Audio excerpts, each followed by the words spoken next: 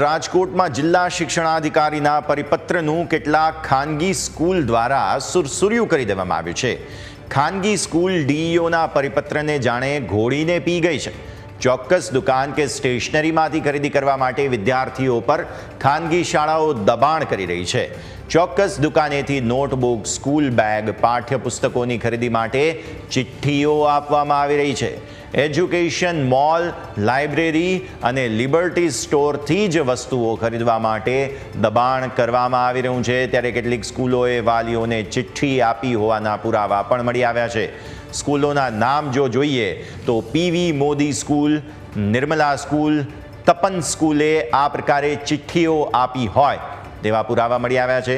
Bharad school, Shri Mahatma Gandhi શૈક્ષણિક સંકુલના પુરાવા પણ સામે આવ્યા છે।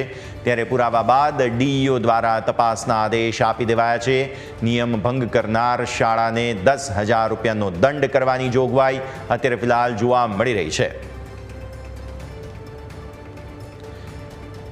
આરટીના નિયમો મુજબ 2014માં રાજ્ય સરકારે એક પરિપત્ર કર્યો હતો અને તેના આધારે કોઈપણ બાળકને, પ્રાથમિકના કોઈપણ બાળકને આવી રીતે ચોક્કસ દુકાનથી ખરીદી કરવા માટે પ્રેશરાઇઝ નહીં કરી શકાય તેવું જણાવવામાં આવ્યું હતું।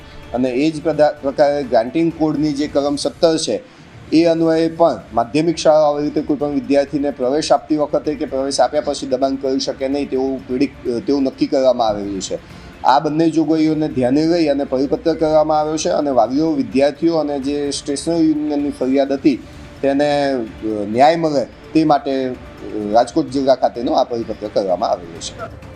તો દર્શક મિત્રો, અહીં સવાલ એ ઊભો થાય છે કે ચોક્કસ દુકાનોમાંથી જ મોંઘી વસ્તુઓ ખરીદવાનું દબાણ શા માટે પહેલાં તો કરવામાં આવી રહ્યું છે?